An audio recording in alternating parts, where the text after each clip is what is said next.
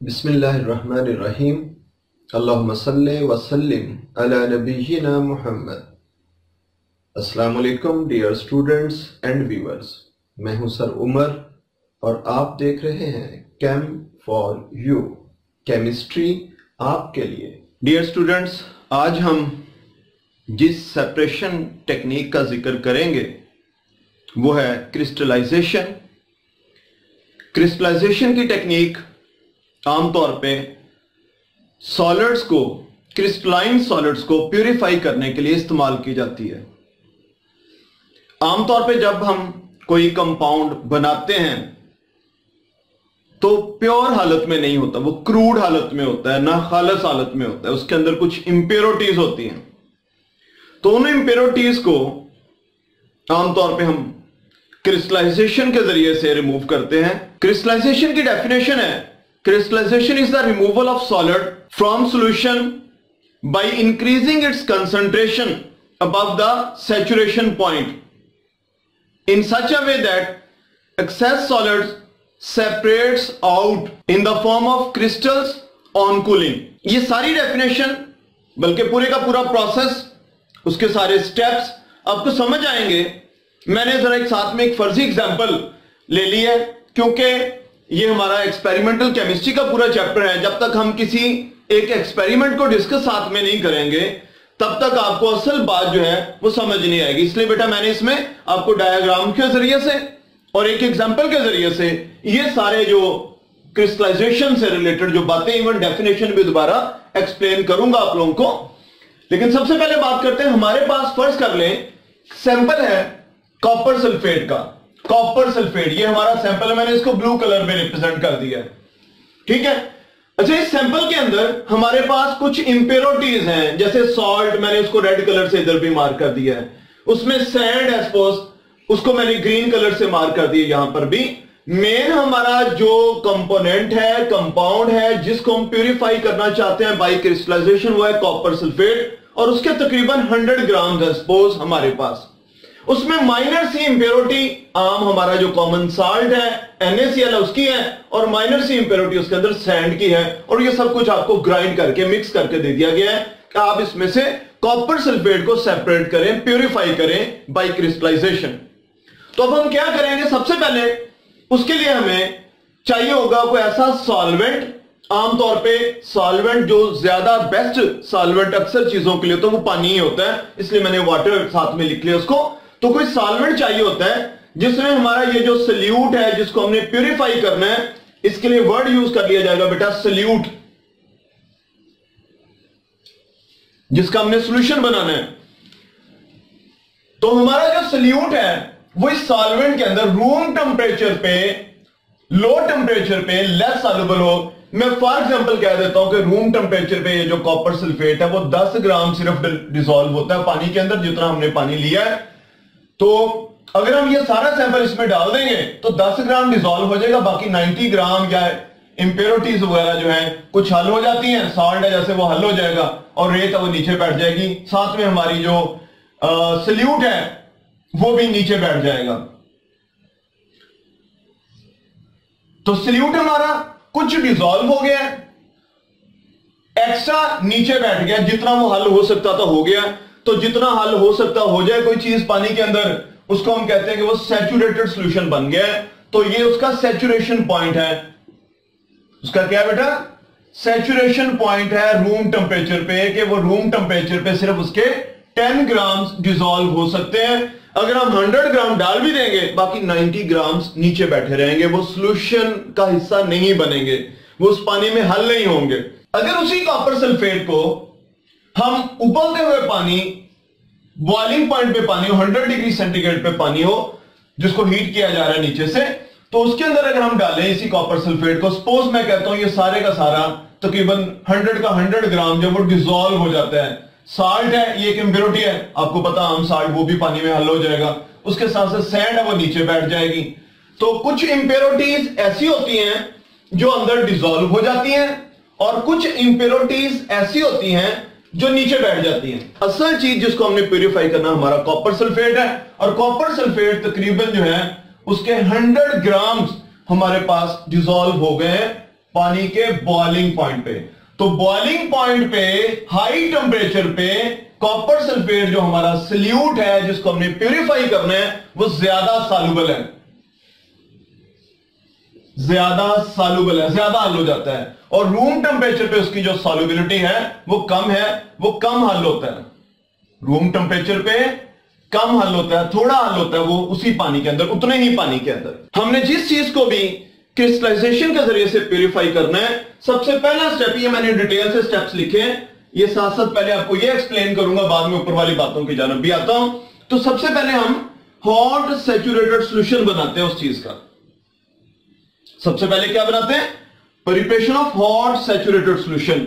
हम boiling point पे solution बनाते हैं सॉल्वेंट के अंदर, जिस चीज को हमने प्यूरिफाई करना उसका। अगर सपोज थोड़ी ज्यादा अमाउंट हो, पूरी नहीं हल हुई, तो थोड़ा सॉल्वेंट एक्स्ट्रा डाल के उसको तकरीबन सारी को हल कर लिया जाता है, ताकि बाद में हमें ज्यादा यील्ड हासिल हो, बेहतर यील्ड हासिल हो। अच्छा, उसके बाद सैचुरेटेड सॉल्यूशन तैयार कर लेने के बाद हॉट स्टेट में, गर्म हालत में, बॉइलिंग पॉइंट पे, देन हम उसको फिल्टर करते हैं। देन हम उसको क्या करते हैं? फिल्टर करते हैं। और फिल्टर हमने हॉट सैचुरेटेड सॉल्यूशन को ही कर लेना है, ठंडा नहीं होने देना। हॉट सैचुरेटेड सॉल्यूशन जो उसकी फिल्ट्रेशन करते हैं, आम फनल से भी की जा सकती है, या एक हॉट वाटर फनल होती है, हॉट वाटर फनल, उसके जरिए से भी फिल्टर किया जा सकता है। हम इसको गरम गरम को जब फिल्टर करेंगे तो जो इनसॉल्युबल इंप्योरिटीज होंगी, जैसे सैंड है, वो फिल्टर पेपर के ऊपर रह जाएगी, और जो हमारा हॉट सैचुरेटेड सॉल्यूशन होगा सारे का सारा वो नीचे चला जाएगा। हॉट सैचुरेटेड सॉल्यूशन वो नीचे आ गया, और इसमें थोड़ी बहुत जो जैसे साल्ट था, को थोड़ी बहुत सॉल्युबल इंप्योरिटी थी वो भी आ जाती है साथ में। तो सॉल्युबल इंप्योरिटी भी आ गई, इनसॉल्युबल इंप्योरिटी ऊपर आ गई।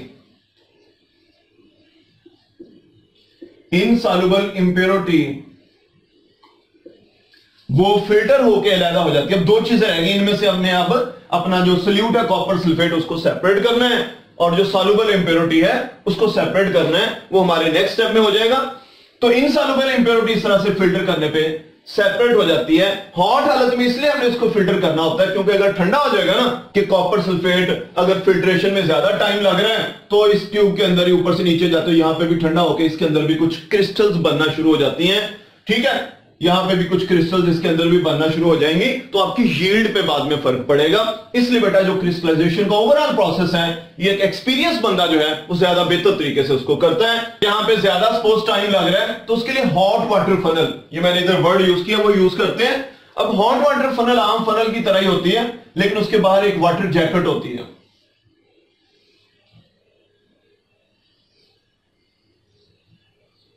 उसको हीट किया जाता है बाहर से, और उसके अंदर पानी होता है, कोई लिक्विड होता है, ताकि ये गर्म रहे। ठीक है, फिल्ट्रेशन में अगर थोड़ा बहुत टाइम भी लग रहा है ना, तो लग जाए, और ये बाहर से अगर गर्म रहेगी तो गर्म हालत में सॉल्यूशन जो होगा हमारा वो फिल्टर हो जाएगा। तो फिल्ट्रेशन के बाद जो नीचे फिल्ट्रेट हासिल होगा, हॉट सैचुरेटेड सॉल्यूशन हासिल होगा, देन इसकी जो है वो कूलिंग करते हैं। ये हमारा सेकंड स्टेप था, ये हमारा फर्स्ट स्टेप था, preparation of hot saturated solution, then उसकी फिल्ट्रेशन, देन उसकी अब कूलिंग करते हैं, ठंडा करते हैं उसको। तो कूलिंग जो है ये आमतौर पे मॉडरेट रेट से, दरमियानी रफ्तार से की जाती है, ना यकदम बहुत ज्यादा ठंडा, ना वेरी स्लो कूलिंग, बहुत ही स्लो कूलिंग भी नहीं की जाती, क्योंकि अगर बहुत स्लो कूलिंग की जाएगी तो बिगर साइज की क्रिस्टल्स हासिल हो जाती हैं, बिगर साइज, और बिगर साइज की क्रिस्टल्स के अंदर इंप्योरिटीज होती हैं। यानी कूलिंग के प्रोसेस में बेटा हमारे पास ठंडा होने पे, जैसे हमने बात की कि रूम टेम्परेचर पे कॉपर सल्फेट जो है वो सिर्फ 10 ग्राम डिसॉल्व होता है, और ज्यादा टेम्परेचर पे बॉइलिंग पॉइंट पे उसके 100 ग्राम डिसॉल्व हो जाते हैं। तो सैचुरेशन पॉइंट से ज्यादा एक्सेस अमाउंट डिसॉल्व हो गई थी। अब ठंडा करने पे, रूम टेम्परेचर तक ठंडा करने पे एक्स्ट्रा जो अमाउंट होगी तकरीबन 10 ग्राम आप भी डिसॉल्व रह जाएंगे, क्योंकि रूम टेम्परेचर पे 10 ग्राम हल हो जाते हैं उसके। तो 10 ग्राम कॉपर सल्फेट तकरीबन हल रहेगा ऊपर सॉल्यूशन के अंदर, और नीचे जो है तकरीबन 90 ग्राम के करीब समझ लें हमारे पास नीचे कॉपर सल्फेट जो उसकी क्रिस्टल्स हासिल हो गई हैं, और 10 ग्राम ऊपर सोल्यूशन के अंदर मौजूद है। ये जो सोल्यूशन है ना ऊपर वाला, जिसके अंदर से क्रिस्टल्स की बर्थ हुई है, पैदाइश हुई है, बनी है, इस ऊपर वाले लिक्विड को बोलते हैं, इसके लिए एक और लफ्ज इस्तेमाल किया जाता है, इसको बोलते हैं मदर लिक्विड। तो अब हम मदर लिक्विड को नेक्स्ट स्टेप में दोबारा से हम इसकी फिल्ट्रेशन करेंगे, लेकिन इस स्टेप का आपकी बुक वालों ने लिया था नाम, क्योंकि इस स्टेप में फिल्ट्रेशन करके तो आमतौर पे जो सक्शन फिल्टिंग ऑपरेटर्स, जो सिंटर्ड ग्लास क्रूसिबल टाइप जो क्रूसिबल्स हैं वो इस्तेमाल की जाती है, और साथ में सक्शन फिल्टिंग ऑपरेटर्स इस्तेमाल किया जाता है ताकि तेज रफ्तार फिल्ट्रेशन हो, और उसके साथ साथ जो क्रिस्टल्स हैं उनको वॉश करना इजी होता है इस प्रोसेस के अंदर। तो इसलिए बेटा ये फिर मदर लिक्विड और क्रिस्टल्स, इनका जो मिक्सर है, इसको बेटा डालते हैं हम फिल्ट्रेशन के प्रोसेस में।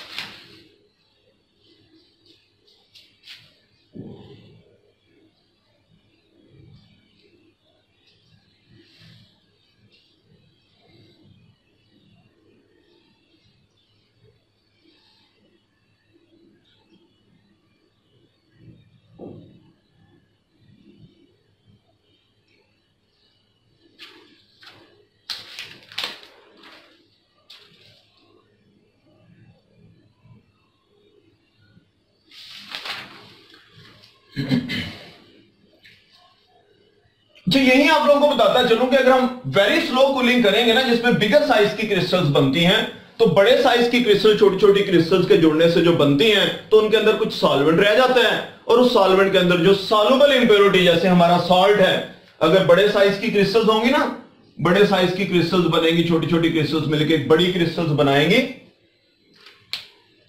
तो उसके अंदर हमारा कुछ सॉल्वेंट यानी अंदर से गीली तो होंगी ना, वो उसके अंदर सॉल्युबल जो इंप्योरिटी है वो उसके अंदर मौजूद हो सकती है, और इससे बेटा जो ड्राई करने का प्रोसेस है ना वो थोड़ा पेचीदा हो जाता है, कॉम्प्लिकेट हो जाता है, सही तरह से प्रॉपर ड्राई नहीं हो पाती और प्योर भी हासिल नहीं होती फिर क्रिस्टल्स। तो इसलिए बेटा जो कूलिंग है वो मॉडरेट रेट, दरमियानी रफ्तार से, मोतदल रफ्तार से वो कूलिंग की जाती है।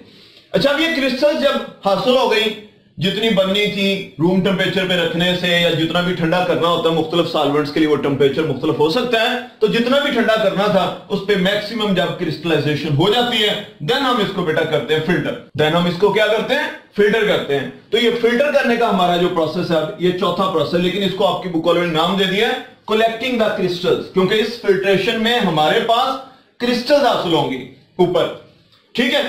तो ये अब इसको फिल्टर करते हैं बेटा।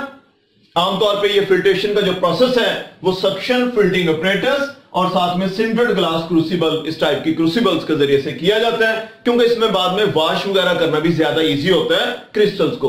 तो यहां पे बेटा ये mixture of crystals and mother liquid, इनको डाल दिया जाता है इसके ऊपर, और ये इधर वैक्यूम पंप या सक्शन पंप के साथ अटैच होता है, इधर से सक्शन हो रही होती है, उसकी वजह से तेजी से फिल्ट्रेशन होती है, तो क्रिस्टल्स ऊपर हमारे पास रह जाती हैं।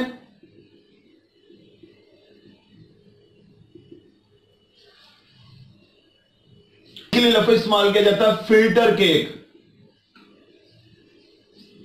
फिल्टर करने से जो ऊपर क्रिस्टल्स रह गई हैं और बाकी जो सारा मदर लिक्विड होगा वो सारे का सारा नीचे चला जाता है। मदर लिक्विड के अंदर भी अभी तकरीबन कुछ अमाउंट थी, तकरीबन जैसे मैंने कहा 10 ग्राम हमारा सल्यूट मौजूद है, और 90 ग्राम तकरीबन हमारा सल्यूट जो है वो फिल्टर केक की फॉर्म में ऊपर हमारे पास अलहदा हो गया है। इधर से मैक्सिमम सक्शन की जाती है ताकि जो सॉल्वेंट है, जो हमारा मदर लिक्विड है, वो ज्यादा से ज्यादा नीचे, ज्यादा तेजी से और ज्यादा आसानी से मैक्सिमम हद तक, ये लेकिन फिर भी 100% ड्राई नहीं होती, गीली रहती है, उसके अंदर सॉल्वेंट मौजूद होता है, और वो जो सॉल्वेंट मौजूद होता है उसके साथ सॉल्युबल इंप्योरिटीज भी, सॉल्युबल इंप्योरिटीज थोड़ी बहुत क्रिस्टल्स के साथ आ जाती हैं, कुछ रह जाती है सॉल्युबल इंप्योरिटी बेटा हमारे पास ऊपर मदर लिक्विड के अंदर, और कुछ सॉल्युबल इंप्योरिटी मदर लिक्विड में चली गई, और कुछ सॉल्युबल इंप्योरिटी क्रिस्टल्स के अंदर भी सॉल्वेंट के साथ थोड़ी बहुत रह जाती है अंदर। तो इसको रिमूव करने के लिए क्या करते हैं, जो हमारा सॉल्वेंट होता है, जिस सॉल्वेंट के अंदर क्रिस्टलाइजेशन करवाई गई, जैसे हमारा सॉल्वेंट पानी है तो वाटर बेटा ठंडा जो है, कोल्ड सॉल्वेंट, वो इसके अंदर ऊपर से डाला जाता है थोड़ा थोड़ा करके, ताकि वो जो वाटर के अंदर सॉल्युबल इंप्योरिटी जैसे साल्ट है वो वाटर के अंदर सॉल्युबल होकर नीचे चला जाए मैक्सिमम हद तक। और प्योर सॉल्वेंट, ठंडा सॉल्वेंट इसलिए यूज करते हैं ताकि ये ना हो कि वो कॉपर सल्फेट भी हल होना शुरू हो जाए।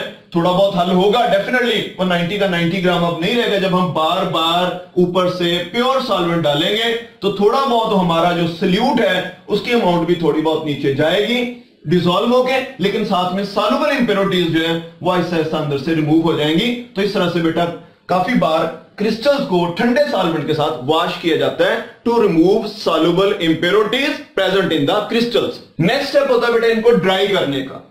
क्रिस्टल्स को कलेक्ट कर लेने के बाद कौन सा प्रोसेस आ गया? ड्राई करने का। तो ड्राई करने के आमतौर पर 3 तरीके हैं। एक है हमारे पास फिल्टर पेपर के जरिए से बिटवीन द फोल्ड्स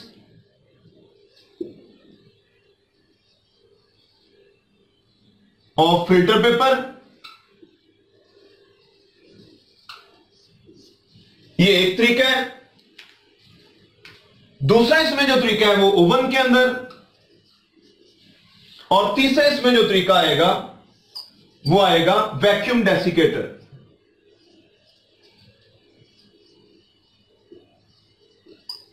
तो ये 3 तरीके आएंगे क्रिस्टल्स को ड्राई करने के। सबसे पहले तरीके में जो हमारे पास क्रिस्टल्स हासिल हुई थी उनको फिल्टर पेपर के ऊपर ले लिया जाता है।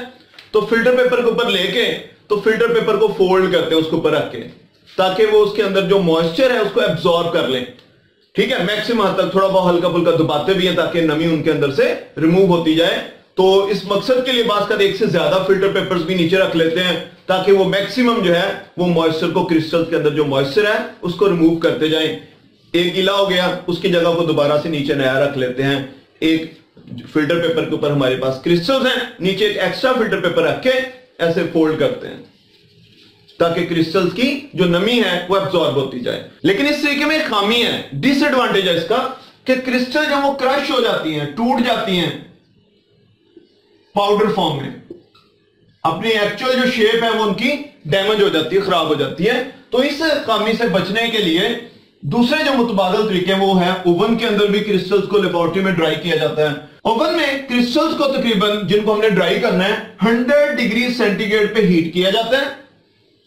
ये मेथड, इसकी भी कुछ कैले खामियां हैं। बाद कंपाउंड्स ऐसे हो जाते हैं जो डिकम्पोज हो जाते हैं 100 डिग्री सेंटीग्रेड पे हीट करने से, या वो मेल्ट हो जाते हैं, तो उनके लिए ये बेस्ट नहीं है। उन कंपोनेंट्स के लिए, उन कंपाउंड्स के लिए, उन क्रिस्टल्स के लिए बेस्ट है जो 100 डिग्री सेंटीग्रेड पे हीट करने पे डिकम्पोज भी ना हो और मेल्ट भी ना हो। तो वहां ये मेथड ज्यादा बेस्ट है उन क्रिस्टल्स को ड्राई करने के लिए। तीसरा जो सबसे बेस्ट और सबसे रिलायबल, सबसे बेस्ट जो मेथड है वे है क्रिस्टल्स को ड्राई करने का, वो है वैक्यूम डेसिकेटर के अंदर। वैक्यूम, इसमें जरा कह लें कि लो प्रेशर एयर का क्रिएट किया जाता है वैक्यूम पंप के जरिए से, और डेसिकेटर का लफ्जी मतलब था खुश्क करने वाला, खुश्क कुनंदा, नमी को एब्जॉर्ब करने वाला। तो उस ऑपरेटर्स के अंदर, वैक्यूम डेसिकेटर के अंदर कुछ ड्राइंग एजेंट्स रखे जाते हैं।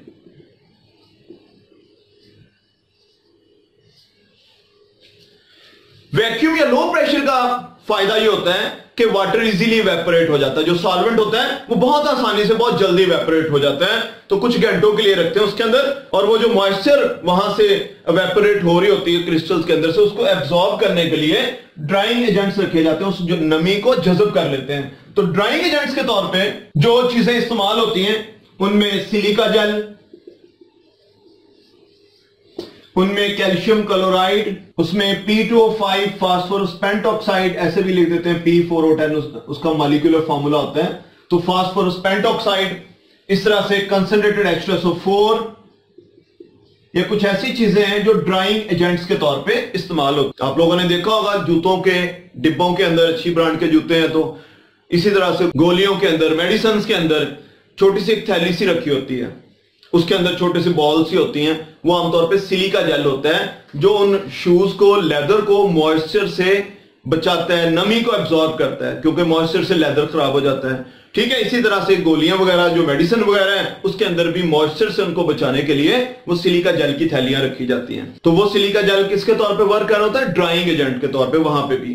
तो सेम ऐसे बेटा डेसिकेटर के अंदर भी silica gel, calcium chloride, phosphorus pentoxide या कंसंट्रेटेड H2SO4 वगैरह ये ड्राइंग एजेंट्स के तौर पे वर्क करते हैं जो उस मॉइस्चर को अंदर से एब्जॉर्ब कर लेते हैं। तो ये सबसे बेस्ट वे है, इसमें हीट भी नहीं करना पड़ता, इसमें क्रिस्टल्स क्रश भी नहीं होती, और बस शीशे के एक प्लेट के ऊपर रखे तो इसको वैक्यूम डेसिकेटर के अंदर उसको रखा जाता है और साथ में ड्राइंग एजेंट्स रखे होते हैं, तो वो क्रिस्टल्स ड्राई हो जाती हैं। अच्छा, इसमें लास्ट नंबर पे हमारे पास डीकलराइजेशन। बेसिकली ये जो डीकलराइजेशन का प्रोसेस है, ये कुछ क्रूड प्रोडक्ट्स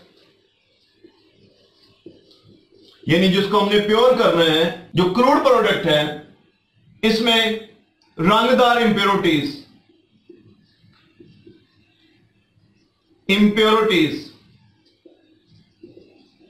कलर्ड इंप्योरिटीज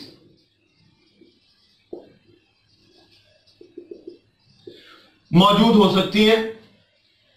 और हमें पता होता है, जैसे मैं इसकी मिसाल देता हूं, चीनी हमें पता है बिल्कुल व्हाइट होती है, कलरलेस होती है, तो खालिस कंपाउंड हमें पता जी व्हाइट है, कलरलेस है।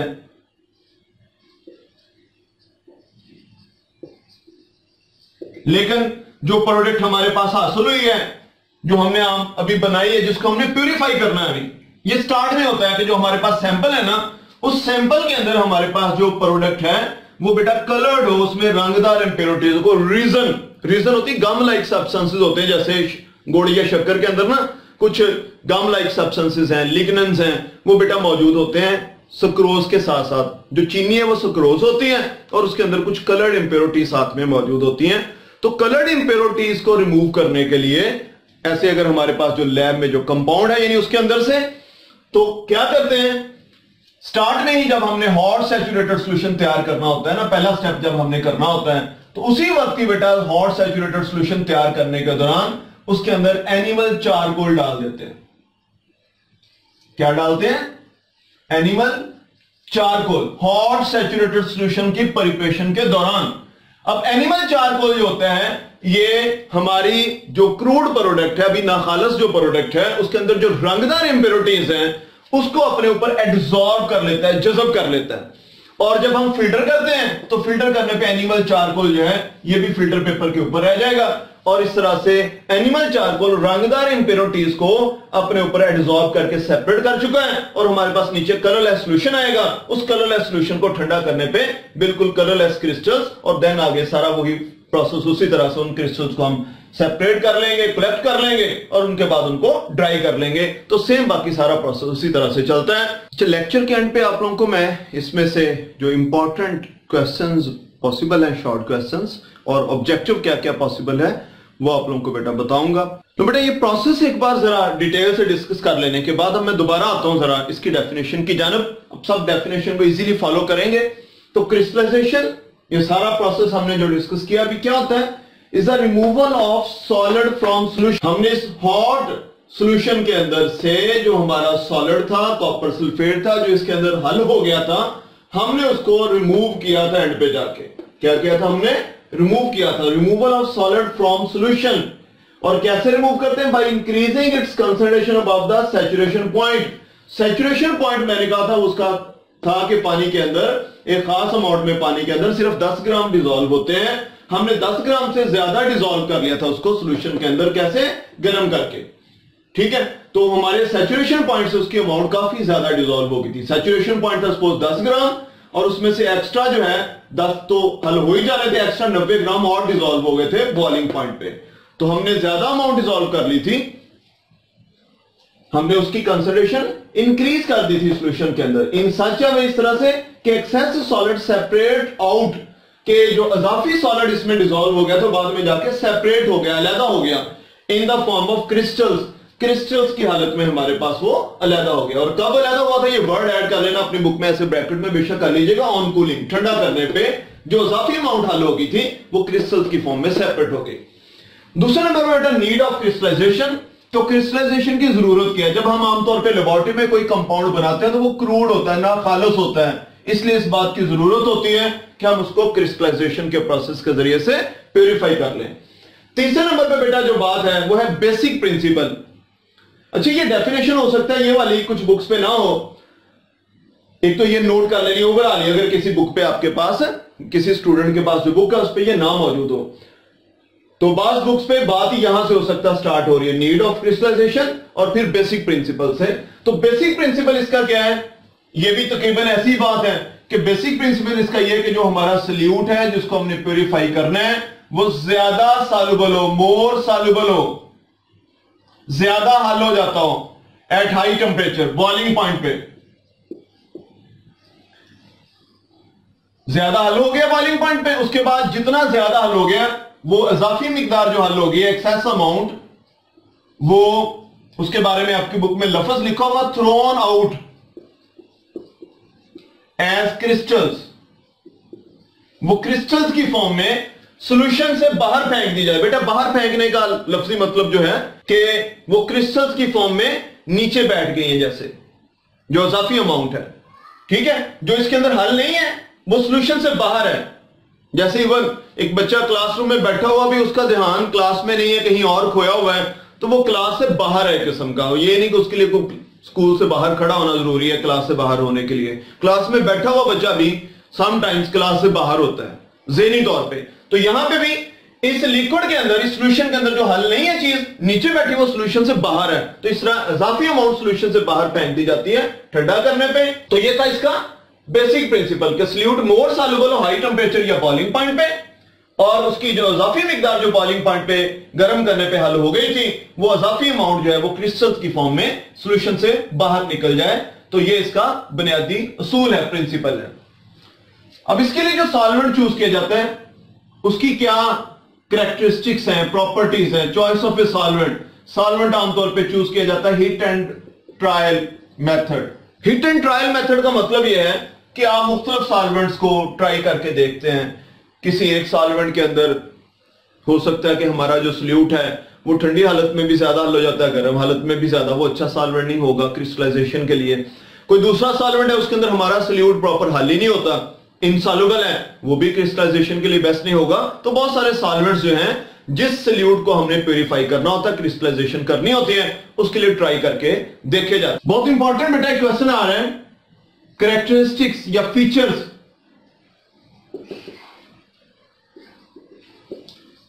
ऑफ आइडियल सॉल्वेंट, कि एक अच्छा सॉल्वेंट जो हम क्रिस्टलाइजेशन के लिए चूज करते हैं उसके अंदर क्या क्या खूबियां होनी चाहिए। सबसे पहले इसकी जो खूबी है वो यही है कि बॉइलिंग पॉइंट पे ज्यादा अमाउंट, हाई टेम्परेचर पे ज्यादा अमाउंट को हल करें और लो टेम्परेचर पे ठंडा करने पे, कूलिंग पे कम अमाउंट को डिसॉल्व करें। ये सबसे पहली खूबी। दूसरे नंबर पे जो प्रॉपर्टी अच्छे सॉल्वेंट की वो ये है कि ये केमिकल रिएक्शन ना कर जाए सॉल्यूट के साथ, वो ना करे सॉल्यूट के साथ। ये ना कि हम तो डिसॉल्व करके हम उसको बाद में प्यूरिफाई करना है तो वो सॉल्वेंट और जो सॉल्यूट है वो आपस में केमिकल रिएक्शन करके कोई नई चीज बना के बैठे हो, तो ये भी नहीं हो। तीसरी इसकी जो खूबी है वो ये कि इंप्योरिटीज से रिलेटेड वो जो सॉल्वेंट है या तो उनको हल ही ना करे अपने अंदर, या फिर अगर हल कर ले तो जब क्रिस्टलाइजेशन होती है, क्रिस्टल्स बनती है ना हमारे सॉल्यूट की, तो क्रिस्टल्स के साथ उस चीज की क्रिस्टल्स ना बने, वो हल ही रहता, ज्यादा सॉल्युबल है। यानी इंप्योरिटीज या तो इनसॉल्युबल हो, जैसे हमने इसकी एक एग्जांपल चूज की थी, जैसे सैंड है वो इनसॉल्युबल इंप्योरिटी फिल्ट्रेशन में लैदा हो जाती है, या वो इंप्योरिटी हमारे जो सॉल्यूट जिसको हम प्यूरिफाई करना चाह रहे हैं उससे ज्यादा सॉल्युबल हो। जैसे मैंने दूसरी इंप्योरिटी आपको इस बात को समझाने के लिए साल्ट चूज किया था। साल्ट वाटर में पानी ठंडा और गर्म हल हो जाता है, तो साल्ट जो था वो बाद में सॉल्युबल इंप्योरिटी के तौर पे नीचे जाएगा, क्रिस्टल्स और सॉल्यूशन के अंदर भी थोड़ा बहुत मौजूद होगा, थोड़ा बहुत क्रिस्टल्स के अंदर नमी जो रह गई है, जो गीली रह गई क्रिस्टल्स उनके अंदर मौजूद होगा। तो बाद में हमने ठंडा सॉल्वेंट डाला, तो ठंडा सॉल्वेंट डालने से वो साल्ट डिसॉल्व होकर नीचे चला गया, तो साल्ट जो हमारी इंप्योरिटी थी वो मोर सॉल्युबल थी देन कॉपर सल्फेट। तो इसलिए बेटा इंप्योरिटी या तो हल ही ना हो, या हल हो तो वो ज्यादा सॉल्युबल हो, वो हमारी क्रिस्टल्स के साथ क्रिस्टलाइज नहीं हो। चौथी जो प्रॉपर्टी एक अच्छे सॉल्वेंट के अंदर होनी चाहिए वो ये कि वो ठंडा करने पे, कूलिंग पे वेल फॉर्म क्रिस्टल्स, अच्छी तरह से बनी हुई क्रिस्टल्स, वो उनको सेपरेट करे ठंडा करने पे अपने अंदर से। पांचवी जो खूबी एक अच्छे सॉल्वेंट की वो ये है कि वो इनएक्सपेंसिव हो, ज्यादा महंगा नहीं हो। और छठी जो खूबी एक अच्छे सॉल्वेंट की वो ये है कि वो इजी टू यूज और उसके साथ साथ इजीली रिमूव भी हो जाए। यानी जब हमने क्रिस्टल्स को ड्राई करना है तो वो आसानी से रिमूव हो जाए। ये नहीं हो कि हमने वो सरसों के तेल के अंदर क्रिस्टलाइजेशन करवाई हुई, बाद में उसको ड्राई करने का मसला है। अच्छा, एक और इंपॉर्टेंट बात कि अक्सर जो सॉल्वेंट्स आमतौर पे क्रिस्टलाइजेशन में यूज होते हैं वो कौन कौन से हैं? तो आम सबसे ज्यादा जो सॉल्वेंट यूज होता है वो तो वाटर ही है। ऐसे रेक्टिफाइड स्पिरिट है, ये 95% अल्कोहल होती है। ऐसे एब्सोल्यूट अल्कोहल है, 100% अल्कोहल होती है, एब्सोल्यूट एथानॉल भी कह देते हैं। एसीटोन है, एस्टिक एसिड है, क्लोरोफॉर्म है, कार्बन टेट्राक्लोराइड है, पेट्रोलियम ईथर है, अकेली ईथर भी ये अलग सॉल्वेंट है। तो ये कुछ ऐसे सॉल्वेंट्स हैं जो कॉमनली इस्तेमाल होते हैं क्रिस्टलाइजेशन में एक सॉल्वेंट के तौर पे, जिसके अंदर क्रिस्टलाइजेशन करवाई जाएगी। बात होता है ये कोई एक सॉल्वेंट बेस्ट नहीं होता क्रिस्टलाइजेशन में, तब फिर दो या दो से ज्यादा ऐसे सॉल्वेंट जो आपस में हल हो जाए, मिक्स हो जाए, मिक्सिबल सॉल्वेंट्स, उनको भी मिला के भी उनका मिक्सर भी एक सॉल्वेंट के तौर पे यूज किया जा सकता है। अच्छा, तो हमने जो क्रिस्टलाइजेशन का पूरा प्रोसेस किया है, मैं इसकी एक बार समरी कर दूं और आपको इंपॉर्टेंट क्वेश्चन इसमें से बता दूं। तो क्रिस्टलाइजेशन की जो डेफिनेशन है बेटा, ये एक शॉर्ट क्वेश्चन के तौर पे आ जाती है। दूसरे नंबर पे नीड ऑफ क्रिस्टलाइजेशन जो है, ये है तो एक लाइन में इसका आंसर, लेकिन एक्सरसाइज के अंदर बेटा ये भी एक शॉर्ट क्वेश्चन और अक्सर बोर्ड के पेपर्स में आ जाता है। तीसरे नंबर पे बेटा बेसिक प्रिंसिपल ऑफ क्रिस्टलाइजेशन, ये भी शॉर्ट क्वेश्चन के तौर पे आ जाता है। चौथे नंबर पे चॉइस ऑफ ए सॉल्वेंट में characteristics of ideal solvent, features of ideal solvent के नाम से एक शॉर्ट क्वेश्चन आ जाता है, जिसमें कम से कम आपको फिर शॉर्ट क्वेश्चन के तौर पे तो 4 फीचर्स लाजमी लिखने हैं। इन्हीं फीचर्स से रिलेटेड ऑब्जेक्टिव्स भी बन के आ जाती हैं। इस तरह से उसके बाद ये स्टेप्स मैंने जो लिखे हैं क्रिस्टलाइजेशन प्रोसेस के, जब स्टेप्स के नाम लिखने आ जाते हैं, सिर्फ स्टेप्स के नाम लिखने आ जाते हैं शॉर्ट क्वेश्चन के तौर पे, तो दोबारा मैं इनको ब्रीफली डिस्कस करने जा रहा हूं स्टेप्स को। सबसे पहला स्टेप हमारा क्या था? Preparation of hot saturated solution. हमने गर्म हालत में अपने मतलूबा जो सॉल्यूट है उसका हॉट सैचुरेटेड सॉल्यूशन तैयार करना है। दूसरे नंबर पे हमने क्या करना है? हमने उस हॉट सैचुरेटेड सॉल्यूशन को फिल्टर करना है ताकि इनसॉल्युबल इंप्योरिटीज ऊपर आ जाए और हॉट सैचुरेटेड सॉल्यूशन हमारा नीचे चला जाए। हॉट हालत में करना है। अगर प्रोसेस में कुछ ज्यादा टाइम लगता फील हो रहा तो हॉट वाटर फनल भी इस्तेमाल की जा सकती है इस प्रोसेस के लिए। तीसरे नंबर पे हमने करनी कूलिंग। वो जो हॉट सैचुरेटेड सॉल्यूशन हमारे पास आ गया है उसको हम ठंडा करते हैं, मॉडरेट रेट से दरमियानी रफ्तार से कूलिंग करते हैं, और वो कूलिंग करने के बाद क्रिस्टल जब हमारे पास नीचे हासिल हो जाती है, मैक्सिमम क्रिस्टलाइजेशन हो जाती है, तो देन हम उसको फिर क्या करते हैं? हम आगे दोबारा से उसको फिल्टर करते हैं, जिसके लिए लफ्ज इस्तेमाल किया गया उस चौथे स्टेप के लिए, कलेक्टिंग द क्रिस्टल्स। तो क्रिस्टल्स को कलेक्ट करने के लिए हम सक्शन फिल्टरिंग ऑपरेटर्स आमतौर पे इस्तेमाल करते हैं, मैक्सिमम सक्शन करते हैं ताकि जल्दी से उसकी फिल्ट्रेशन हो जाए। फिलर के एक ऊपर या फिल्टर के एक ऊपर जो है उसकी थोड़ी बहुत प्रेसिंग भी कर देते हैं ताकि मदर लिक्विड जो है उसके अंदर से मैक्सिमम नीचे चला जाए। अच्छा, यहां पे याद रखिएगा बात, जो मदर लिक्विड नीचे जाता है उसके अंदर क्योंकि कुछ अमाउंट में भी हमारा सॉल्यूट होता है, हम यील्ड को बढ़ाने के लिए बात करते वो मदर लिक्विड जो है उसको दोबारा से गर्म करके गाढ़ा करके फिर उसको ठंडा करके उसके अंदर से मजीद क्रिस्टल्स भी हासिल कर सकते हैं, यानी क्रिस्टल्स की अमाउंट बढ़ा सकते हैं, अपनी यील्ड बढ़ा सकते हैं। क्योंकि क्रिस्टलाइजेशन प्रोसेस दिखने में ओवरऑल बड़ा सिंपल सा फील होता है, लेकिन इसकी जो कारकर्दगी है ना जो क्रिस्टलाइजेशन करने वाले की, वो उसकी परसेंटेज यील्ड पे होती है कि उसको दी कितनी अमाउंट गई थी। ये नहीं कि 100 ग्राम दिया गया तो 10 ग्राम निकाल के बैठा हुआ खालस, नहीं, उसने कितनी 100 ग्राम में से 90 ग्राम 80 ग्राम 85 कितनी उसने अमाउंट हासिल की है। क्रिस्टल्स कलेक्ट करने के बाद फिर उनको हम नेक्स्ट स्टेप जो हमारा 5वां स्टेप है वो ड्राई करते हैं। तो ड्राई करने के लिए फिल्टर पेपर के फोल्ड्स में भी उसको रख के ड्राई किया जा सकता है। इसका डिसएडवांटेज हमने पढ़ा है, क्रिस्टल्स क्रश हो जाती हैं। दूसरे नंबर पे हमने ओवन में पढ़ा कि 100 डिग्री सेंटीग्रेड पे हीट करते हैं, लेकिन इसमें वो चीजें उनको हम ड्राई नहीं कर सकते, उन क्रिस्टल्स को जो डिकम्पोज हो जाएं या मेल्ट हो जाएं 100 डिग्री सेंटीग्रेड पे हीट करने पे। तीसरे नंबर पे हमने जो सबसे बेस्ट मेथड पढ़ा है वो है वैक्यूम डेसिकेटर, जिसमें हम ड्राइंग एजेंट्स के तौर पे calcium coloured silica gel, phosphorus pentoxide वगैरह वो इस्तेमाल करते हैं, और ये ज्यादा रिलायबल, ज्यादा बेस्ट मेथड है क्रिस्टल्स को ड्राई करने का। ना इसमें क्रश होने का खतरा है, ना डिकम्पोज होने का खतरा है, इसलिए सबसे बेस्ट वे है। लास्ट नंबर पे हमने पढ़ा डीकलराइजेशन।